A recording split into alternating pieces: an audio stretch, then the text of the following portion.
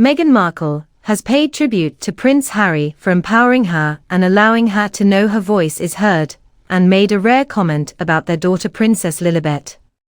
The Duchess of Sussex spoke about her husband during a panel discussion at the Afro Women and Power Conference in Cali, Colombia, on Sunday afternoon. She also told how their 3-year-old daughter has already found her voice, as she also paid tribute to her own mother, Doria. Speaking about Harry, 39, who later joined her on stage where they lovingly held hands, Meghan, 43, said, "Yes, we work incredibly well together as a team, but as my husband is great testament to the role of men in this, of empowering women, of allowing them to know that their voices are heard, starting at a young age all the way through adulthood, is key.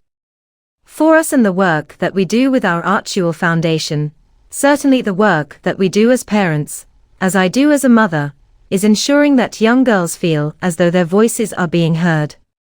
And also that young boys are being raised to listen and to hear those young women as well. And the same goes for adult women and men. This isn't something that can be solely responsible and in the hands of just women." Speaking about Lilibet, Meghan added, "I think part of the role modeling that I certainly try to do as a mother is to encourage our daughter, who at 3, she has found her voice, and was so proud of that. That is how we, as I was saying, create the conditions in which there's a ripple effect of young girls and young women knowing that if someone else is encouraging them to use their voice and be heard, that's what they are going to do, and they're going to create a very different environment than so many of us grew up in, where our voices were meant to be smaller. And now in raising them, we're changing the conditions in the environment where everyone has space to be the best version of themselves." Meghan added, "I find inspiration in so many of the strong women that are around me. Of course, my mother being one of them." Meghan spoke in both English and Spanish during the event inside Enrique Buenaventura Municipal Theatre, including when she referred to Colombia's Vice President Francia Márquez as "my friend." And she also paid tribute to Márquez, who is Colombia's first black vice president, for helping to inspire the next generation. She said, "Thank you very much to the Vice President, my friend, many thanks. Of leadership, having examples, as you do with your Vice President. We all know how much representation matters. We all know that if you see someone who looks like you, talks like you, comes from a community like yours, that you can believe it's possible to also be in a similar position of power. So you're not underestimating yourself, you're not underestimating your worth. You're not underestimating your future. Instead, you're leaning into the possibility of every single thing that can happen, because you have conditions surrounding you and examples in front of you that indicate that you too can help to change the world." Meghan was speaking on the 4th and final day of her and Harry's tour of Colombia, which has included stop-offs in Bogotá, Cartagena and Cali. She said, "I'm just really relaxed on this trip. That's probably because it's Colombia, and you all know how to have fun, but there's been something really that's true. There's something so liberating about being able to be yourself, and be comfortable in your skin, and be surrounded in a space that is excited to see you exactly the way that you are. And so I think that is part of the chapter for me, of joy that will hopefully continue to inspire and allow me to keep doing the work that we love to do, which is to just be of service, and see other people live their lives in that same joyful spirit." Speaking in Spanish, Meghan began speaking to the audience by saying, "I would like to begin in Spanish, because we are in your country. Sorry if my Spanish is not perfect, because I learned 20 years ago in Argentina, but I'm trying because here I can feel this community, and this feeling which is the best in the world. My husband and I can feel this embrace from Colombia. It's incredible, so many thanks, because the culture, the history, everything has been like a dream on this trip." Meghan also spoke about her and Harry's community work.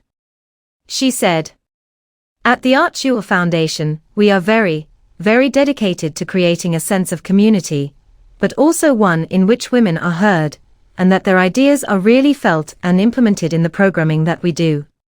So we just recently launched a program called the Parents Network, which is for parents who have lost children, or have encountered the worst possible challenges and level of grief as a result of online harms, and allowing those mothers, those parents, to be heard, is very key to the work that we're doing. We also have something called the Welcome Project, where we are working with women, specifically who have been displaced, and really giving them projects and work that are comparable to the work that I had done in the UK, which was something called the Hub Community Kitchen, which was also women in community, hearing each other, supporting each other. You know, you might be cooking together, you might be doing a craft together, but what are you doing at the same time? You're working on your mental health, your emotional healing, you're working towards supporting each other with microfinance and business building and partnership. So these are all the ways in which I see the spirit of community, and of us supporting each other, as women play themselves out in so many different facets of our lives. Meghan added, "It never feels good to use your voice and no one hears you. That's not ideal. I will say, from my standpoint, I was very, very fortunate at a young age to feel as though my voice was being heard. And I think that is a luxury that a lot of young girls and women aren't often afforded. I was 11 years old, and you may know this story. I had seen a commercial that I felt was sexist, and I wrote a letter, several letters, about it. And the commercial was changed when you're 11 years old, and you realize very quickly that your small voice can have a very large impact. I think it creates the framework to feel empowered to use your voice, because you know you're being listened to."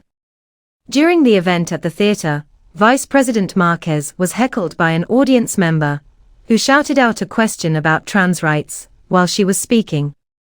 Ms. Marquez responded, "I'm talking about women in general. We've got a program for trans women as well."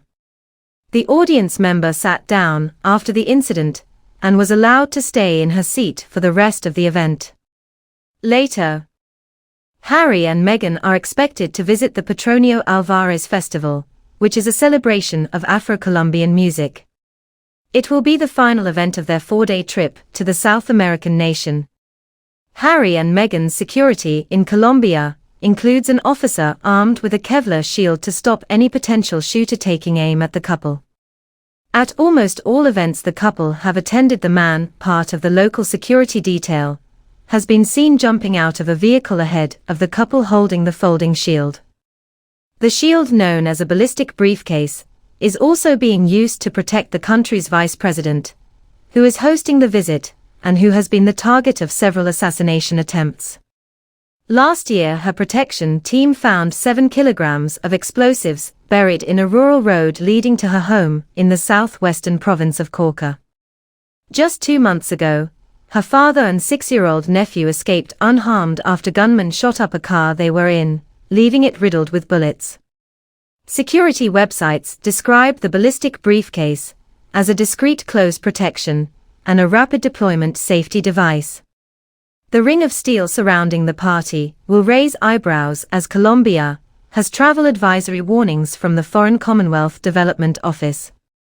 The Duke has meanwhile maintained it is dangerous for Meghan to return to the UK. Harry lost a High Court challenge against the Home Office in February over a decision to change the level of his personal security when he visits the UK, but he has been given the green light to appeal.